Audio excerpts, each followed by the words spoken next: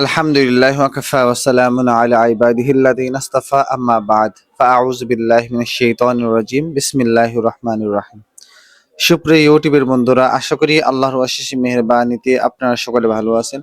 আলহামদুলিল্লাহ, আমিও ভালো আছি। প্রতিদিনের ন্যায় আজকেও একটা ভিডিও নিয়ে আসলাম আপনাদের সম্মুখে, অনেক গুরুত্বপূর্ণ একটি ভিডিও। আজকের ভিডিওতে যে বিষয় নিয়ে কথা বলবো সে বিষয়টি হচ্ছে স্বামী স্ত্রীর ভিতর মনোমালিন্য হলে এটার সমাধান কি।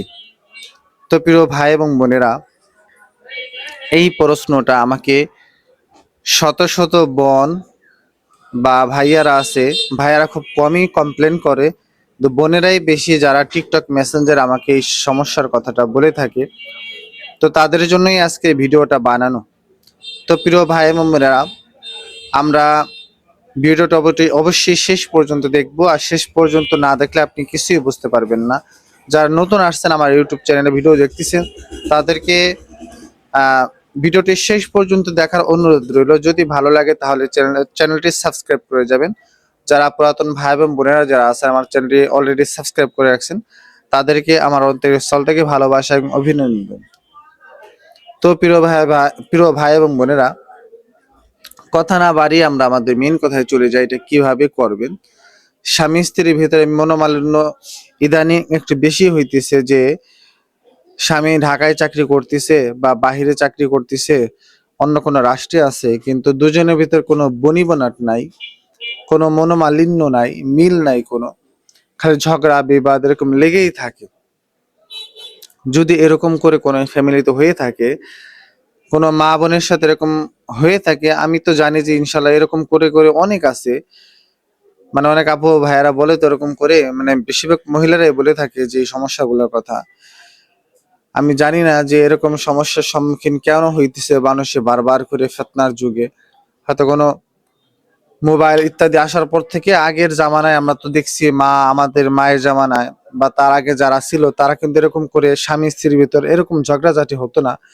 বর্তমান যেরকম করে হইতেছে, স্বামী স্ত্রীর ভিতর মনোমালিন্য যেভাবে হইতেছে, প্রচুর হইতেছে, এরকম করে এর আগে বাংলাদেশে একদমই ছিল না। তো যাই হোক, এরকম করে যাদের সমস্যা আছে তারা এই সমস্যাটা কিভাবে সমাধান করবেন। তো এই সমস্যাটা সমাধান করার আগে প্রথমত আপনার নামাজ পড়তে হবে, দোয়া করতে হবে নামাজ পড়ে স্বামীর জন্য। স্বামীর জন্য স্ত্রীর নামাজের পর উত্তম কোনো কিছু নাই। আর যদি কারো স্ত্রী এরকম হয়ে থাকে, তাহলে আপনারও ভাই নামাজ পড়তে হবে, নামাজ পড়ে স্ত্রীর জন্য দোয়া করতে হবে। আপনার স্ত্রী পর্দায় থাকে না বিপর্দায় থাকে, এটার জন্য আপনার দোয়া করতে হবে, আপনার কথা যদি না শুনে। তো প্রিয় ভাই এবং বোনেরা, যদি স্বামী স্ত্রীর ভিতরে মনোমালিন্য হয়ে থাকে, তাহলে পর আপনি কি করবেন। ছোট্ট একটি দোয়া বা ছোট্ট একটি সূরা, যেটা আমরা সকলেই জানি, আর এই সূরাটার পাওয়ার আমরা কম বেশি সকলেই জানি যে এই সূরাটার পাওয়ার অনেক শক্তিশালী। এই সূরাটা দিয়ে অনেক কিছু করা যায়। তো এই সূরাটা কিভাবে আমল করবেন, কিভাবে করবেন বিস্তারিত বলতেছি এক এক করে, অবশ্যই ভিডিওটি শেষ পর্যন্ত দেখবেন। তো প্রথমত যাদের এই সমস্যা, তারা স্বামী যদি দেশে থাকে, তাহলে পরে আপনি কি করবেন। এরকম করে ছোট্ট একটা বাটিতে আপনি চিনি নেবেন, চিনি নিয়ে এরপরে আপনি সকাল সন্ধ্যা ফজরের নামাজের পর এবং মাগরিবের নামাজের পর ওই একই চিনিতে আপনি 7 দিন ফু দিবেন, 7 দিন ফু দিবেন। যেমন ফজরের নামাজের পর আপনি 7 বার পড়বেন সূরা ইখলাস। ইখলাস সূরার আগে ফাতিহা একবার, এবং ইখলাস সূরার পরে দুরূদ শরীফ 3 বার। ফাতিহা সূরা একবার, ইখলাস সূরা পড়ার আগে, এরপরে বিসমিল্লাহ সহিত ইখলাস সূরা 7 বার পড়বেন। 7 বার পরে এরপর 3 বার দুরূদ শরীফ পড়বেন, পরে আপনি 3টে ফু দিবেন, বাস। ওই চিনি রেখে দিবেন। আবার মাগরিবের নামাজের পরে আবার সূরা ইখলাস, এরকম করে ফাতিহা সূরা একবার, সূরা ইখলাস 7 বার, এরপরে দুরূদ শরীফ, এরপরে দুরূদ শরীফ পড়বেন 3 বার, পরে আবার 3টে ফু দিবেন সবগুলা পরে।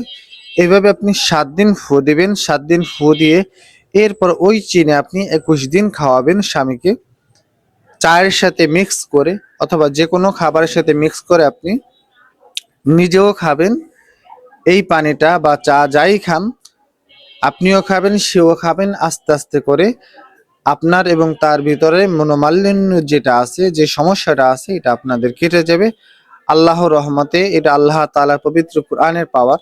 ইকিন এবং বিশ্বাসের সাথে যদি কোনো ভাই এবং বোন আমল করে, অবশ্যই ইনশাআল্লাহ কাজ হবে। 100% বলতেছি, এটা অবশ্যই কাজ হবে।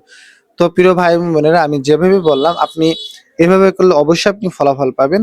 তো আপনাদের প্রয়োজনীয় যদি কোনো তাবিজ তদবির ইত্যাদির ভিডিও লাগে বা এরকম কোনো কিছু প্রয়োজন হয়, তাহলে আপনারা অবশ্যই কমেন্টে জানাবেন, আমি ওই অনুযায়ী ভিডিও দেওয়ার চেষ্টা করব।